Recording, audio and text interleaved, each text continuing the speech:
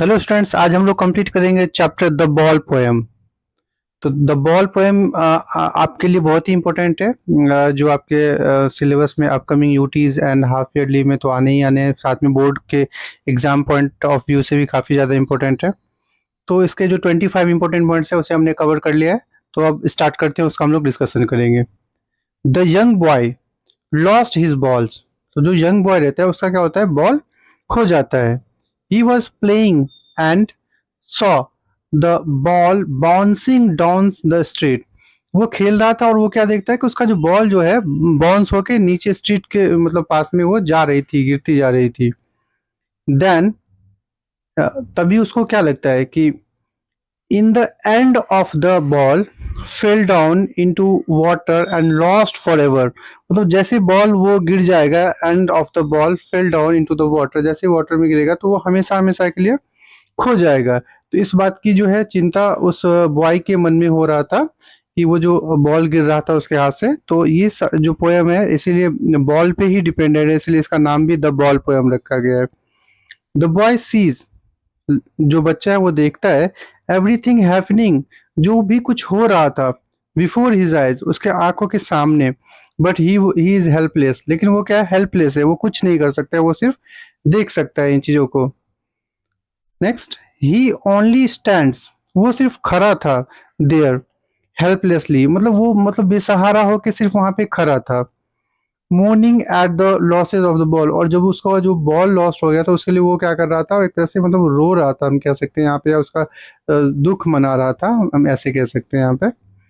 The loss of the ball may appear to be an ordinary incident. जो ball जो उसका जो खो गया है वो मतलब हो सकता है कि ये एक छोटा सा इंसिडेंट हो, बट वो बच्चा उसे क्या कर रहा था, उसको मतलब बार बार सोच रहा था और उसको बड़ा अपने मन में बनाया जा रहा था। It seems that boys lose such balls many times while they are playing. तो ये इसको इस चीज को ये दिखाता है यहाँ पे कि ये जो बच्चा था जो बार बार वहां पे खेल रहा था और उसको क्या हो रहा था कि इस तरह की बॉल जो है बार बार वो खो रहा था। तो यहाँ पे इसलिए बॉयज लूज सच बॉल्स, मतलब इस तरह की बॉल वो बहुत सारी मेनी टाइम्स उसने क्या किया है, वहां पे खो खो दिया जहाँ पे वो खेल रहा था उस समय। नेक्स्ट है हमारा, the boy should not make a first over it. तो लड़के को अब इतना ज़्यादा उस पे वो नहीं होना चाहिए, मतलब अपना मतलब उस पे ही फोकस करके या फिर अपना मतलब सैड नहीं होना चाहिए, हम कह सकते हैं यहाँ पे। The loss of ball is symbolic, it has deeper meaning. मतलब जैसे कि वो जो बॉल खो गया यहाँ पे, तो इसको एक सिंबॉलिक तरीके में लिया जा सकता है और इसका एक अच्छा मीनिंग बनाया जा सकता है कि इसको वो अपनी लाइफ के तरह भी कनेक्ट कर सकता है। ठीक है। The loss of the ball is the loss of childhood, मतलब वो इस तरह से इसे कनेक्ट कर रहा है कि जिस तरह से कि जो बॉल जो खो गया है उसको मतलब जो लॉस एक तरह से बॉल का हो गया, तो उस तरह से एक तरह से लॉस ऑफ चाइल्डहुड, मतलब उसका बचपना का भी लॉस हो रहा है। And the loss of his dreams, और उसका जो सपना है बचपन में उस ड्रीम का भी क्या हो रहा है, लॉस हो रहा है, वो इस तरह से देख रहा है। And if it is lost, अगर ये खो जाता है तो it never comes back again, तो ये कभी भी दोबारा फिर आ नहीं सकता है। तो मतलब जो उसका जो बचपन है वो अगर एक बार खो गया तो वो कभी नहीं आ सकता। जो उसके ड्रीम्स है उस टाइम के, वो अगर खो गया तो वो कभी भी वापस नहीं आ सकता। तो ये इस बच्चे के दिमाग में मतलब बार बार उसके बॉल के प्रति ये चल रहा था। बट यहाँ पे इसको पोएट ने कंपेयर किया है किस वजह से, किसके साथ में, चाइल्डहुड के साथ में और उसके ड्रीम के साथ में। Clearly we can not unsolve the child. इस तरह से वो चाइल्ड जो है वो मतलब क्या हो रहा था, कि वो बच्चा जो है एक तरह से मतलब वैसा बनता जा रहा था कि हम उसकी जो प्रॉब्लम थी, उसकी जो जो प्रॉब्लम थे उसको सोल्व नहीं कर पा रहे हो, ऐसा लग रहा था यहाँ पे। That he can have another ball. तो इस तरह से मतलब उसको ऐसा लग रहा था कि मतलब उसके पास दूसरा बॉल आ सकता है, बट वो जो उसकी बार बार बॉल जो खो रही थी उसको लेके वो क्या कर रहा था, अपने आप को मतलब सैड फील कर रहा था अपना, एक तरह से मतलब खुश नहीं था, इस वजह से हम कह सकते हैं यहाँ पे।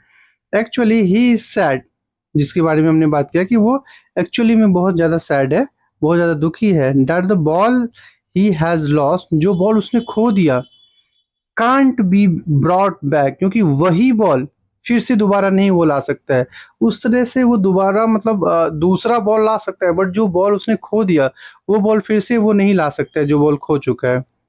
द इनोसेंट चाइल्डहुड, जो इनोसेंट चाइल्डहुड है उसका, दैट ही हैज लॉस्ट, जो उसने अपने चाइल्डहुड को खोया, कांट बी रिप्लेस, मतलब वो कभी भी रिप्लेस नहीं हो सकता, और brought back with the money, और ना ही वो पैसे से खरीदा जा सकता है, और एक बार जो वो टाइम चला गया वो कभी वापस नहीं आ सकता। इस तरह से एक बार उसका जो इनोसेंट चाइल्डहुड चला गया वो कभी भी वापस नहीं हो सकता, वो कभी भी किसी भी चीज से रिप्लेस नहीं हो सकता है। Wealth can't buy life and time, जो कि रियल फैक्ट है, हम जानते हैं, इसीलिए हम बोलते हैं कि टाइम की वैल्यू दो, टाइम की वैल्यू दो। क्यों? क्योंकि वेल्थ कैन नॉट बाय, जो पैसे है उससे हम लाइफ, जिंदगी नहीं खरीद सकते हैं, और टाइम बिल्कुल नहीं खरीद सकते। जो टाइम अभी 1 आवर पहले खत्म हो गया उसके लिए आप किसी को भी कितने भी पैसे दे दो, लेकिन वो टाइम वापस नहीं आ सकता फिर से। इसलिए wealth can not bye life and time. तो इस तरह से इस पोएम से आपको अपने रियल लाइफ में भी बहुत कुछ सीखने को मिलेगा, और इसे आप अच्छे से अपनी लाइफ में भी इम्प्लीमेंट कर सकते हो। Ultimately a chance comes in the grieving boy, मतलब फाइनली अल्टीमेटली एक चांस जो है वो उस दुखी बॉय को मिलता है। He comes to know that losing is a part of life, मतलब उससे इसको एक अब सीख मिलती है कि जो जब हम कुछ खो देते हैं, या जैसे कि हमारा कुछ खो जाता है, तो वो हमारे लाइफ का पार्ट है, उसके लिए हमें इतना दुखी नहीं होना चाहिए। ठीक है, उसके लिए हमें बस वही सोचना नहीं चाहिए, हमेशा उसी में सैड नहीं होके मतलब गुम नहीं हो जाना चाहिए, क्योंकि ये जो कुछ लॉस होता है वो हमारे लाइफ का पार्ट है वो। The loss must not break his spirits, मतलब इस तरह से एक बार जो उसका कुछ खो गया तो मतलब खोने से मतलब उसको इस अपने आप को टूटना नहीं चाहिए, उसकी जो स्पिरिट्स है उसको नहीं टूटने देना चाहिए। There is no use of grieving over what he has been lost, अब जब कोई कुछ खो गया है तो उसको सिर्फ मतलब दुखी होके पछतावा लेके हम कब तक उसे उसका वेट कर सकते हैं, इसलिए हमें वो नहीं करना चाहिए। जो कुछ खो गया तो वो खो गया, अब हमें अपने लाइफ में आगे बढ़ना चाहिए। He must stand up the face such loses with the courage and determination, तो ये देखिए बहुत बड़ी बात कहा उन्होंने कि ही मस्ट स्टैंड अप, उसको अब खड़े हो जाना चाहिए, मतलब एंड टू फेस, और इस तरह से उसको फेस करना चाहिए। सच लूजेस, इस तरह के लूजेस आएंगे, और उसको किसी के साथ में मतलब करना चाहिए, फेस करना चाहिए विद करेज एंड डिटर्मिनेशन, उसके अंदर साहस और उसकी जो दृढ़ता है उसके साथ में उसको फेस करना चाहिए, और उसको अपने लाइफ में आगे बढ़ना चाहिए। नेक्स्ट है हमारा, life has to be lived not wasted, जो लाइफ है हमारा रहने के लिए है, ना कि उसे सिर्फ पछतावे और किसी चीज में जो अगर खो गया तो उन चीजों में इन्वॉल्व होकर वेस्ट करने में है। इन ग्रीविंग एंड मॉर्निंग ओवर, जो हम मैंने बताया जो ग्रीविंग और मॉर्निंग किसी भी चीज के लिए है, हमें नहीं करना है, इस चीज में पढ़ के हमें अपने लाइफ को लॉस नहीं करना चाहिए। The loses losses suffered in the past, तो इस तरह से मतलब क्या होता है कि जो हमें अपनी लाइफ जो है उसको क्या करना चाहिए, उसका जो एक बार कुछ खो गया तो उसे छोड़ के फिर हमें आगे बढ़ना चाहिए, कि ना कि किसी भी चीज को लेके हमें क्या करना चाहिए, ग्रीविंग मॉर्निंग करना चाहिए, और उसको और उस सफर को जो हम पास्ट में हमने जो खो दिया उसे लेके हमें अपनी लाइफ में सिर्फ पछताते रहना चाहिए, सोचते रहना चाहिए, नहीं ऐसा नहीं करना चाहिए। ऐसे हमारा टाइम निकल रहा है, हमारा चाइल्डहुड जो बच्चे जो चाइल्ड है उस चाइल्ड इस पोएम में जो बताया गया है उसका चाइल्डहुड निकला जा रहा है, तो इन चीज़ों से ऊपर बढ़ना चाहिए। तो ये पोएम इसीलिए बताया गया क्योंकि आप सभी ग्रो अप में हो, और आप सभी को समझना चाहिए कि जो एक बार कुछ खो गया तो उस चीज़ों के चक्कर में ही पछता पछता के हमें अपना टाइम वेस्ट नहीं करना चाहिए, क्योंकि एक बार जो अगर टाइम चला गया तो टाइम कभी वापस नहीं आता है। तो इस तरह से ये चैप्टर काफ़ी ज़्यादा इम्पोर्टेंट है आपके क्लास के UT half yearly and final year के लिए, बोर्ड एग्जाम के लिए तो है ही, साथ में एक रियल लाइफ एग्जाम्पल भी है कि आपको भी अपने लाइफ में अंडरस्टैंडिंग बनाना चाहिए और अपनी लाइफ में आगे बढ़ना चाहिए। मिलते हैं फिर एक नेक्स्ट वीडियो में।